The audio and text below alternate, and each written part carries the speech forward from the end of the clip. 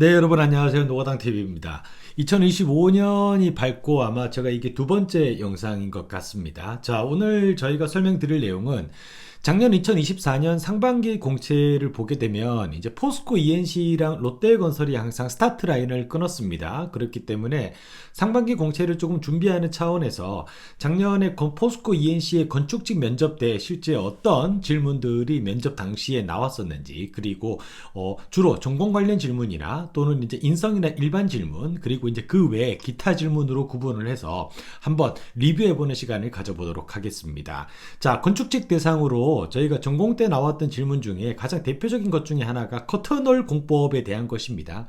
저희가 실제적으로 재건축이나 재개발로 이제 들어가게 되는 더샵 브랜드에 많이 도입되고 있는 공법 중에 하나이기도 하죠. 그렇기 때문에 커튼홀 공법이 어떤 공법인지, 그리고 이 커튼홀 공법을 도입을 했을 때 우리가 어떤 포인트에 주요점을 가져가면서 시공을 해야 되는지에 대한 내용도 물어보는 질문이 나왔고요.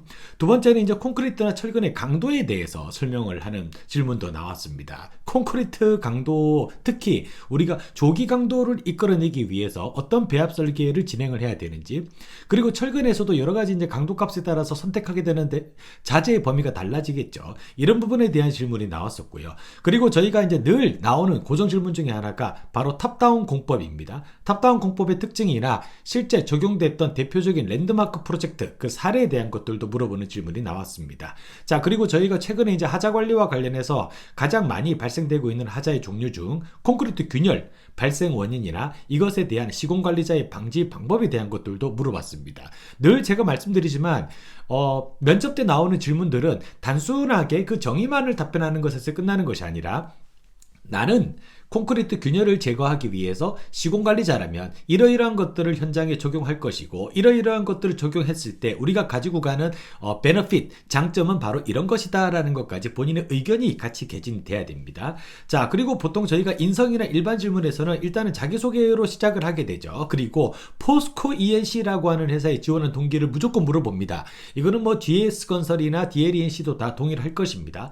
그렇다라고 하면 포스코 ENC의 지원 동기에 우리가 뭐 기업 시민이 중요하기 때문에 포스코 ENC에 지원했다보다는 포스코 ENC가 최근에 뭐 조직 개편이라든가 추가적으로 확보하고 있는 수주 경쟁력, 즉 이 회사만이 갖고 있는 어떤 공법 간의 강점, 장점, 그리고 성장 동력, 이런 것들을 바탕으로 저희가 지원 동기를 설명을 할 수 있어야 됩니다. 그래야지 면접관들이 보았을 때에도 이 지원자는 우리 회사에 대한 충분한 스터디가 이루어진 상태에서 지원을 했구나라는 것을 언급할 수 있겠죠. 그리고 여러분들이 또 역시 공통적으로 준비해 주셔야 되는 사항은, 입사를 하고 난 이후에 여러분들이 어떤 포부와 목표, 이제 저희가 보통 건설회사에서 목표를 KPI라고 부릅니다. Key Performance Index를 어떻게 가져갈 것이냐, 단순히 현장 소장이 되겠다가 아니라 어떠한 역량을 가진 현장 소장이 되어서 회사에 어떻게 기여할 것이다라고 하는 조금 더 브레이크 다운된 세부적인 구체적인 목표를 준비를 해서 가지고 가셔야 될 것 같습니다. 그리고 건설사에서 늘 나오는 질문인데 포스코에서도 역시나 나왔던 질문 중에 하나가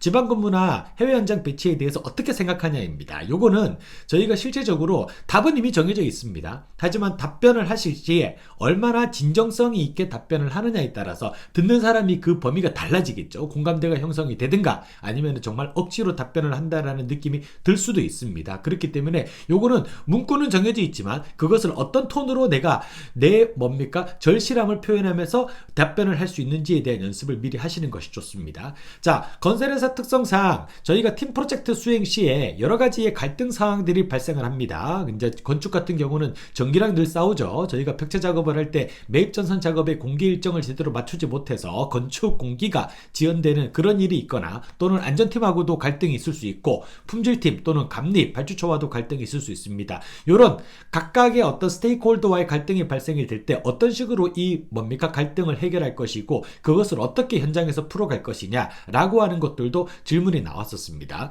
자, 기타 질문으로 나왔던 것 중에 하나가 이제 대표적인 거 두 가지만 설명을 드리겠습니다. 첫 번째가 이제 중대재해기업처벌법에 대해서 얼마나 알고 있냐라는 거죠.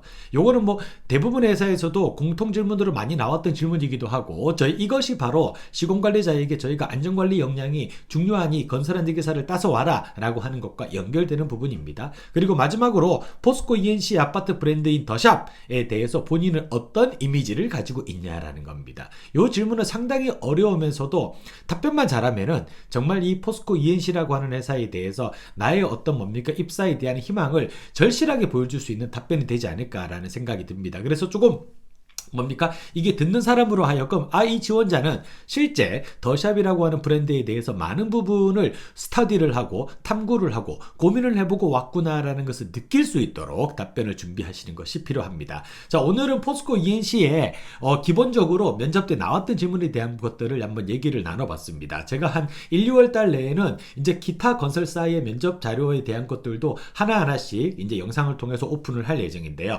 일단 이게 질문이 뭔지를 아는 것이 중요한 게 아닙니다. 이 질문에 대해서 나는 어떻게 차별성을 가지고 답변을 할 것이냐, 이 부분이 더 중요하다라는 것을 끝으로 말씀을 드리겠습니다. 그리고 마지막으로 제가 얼마 전에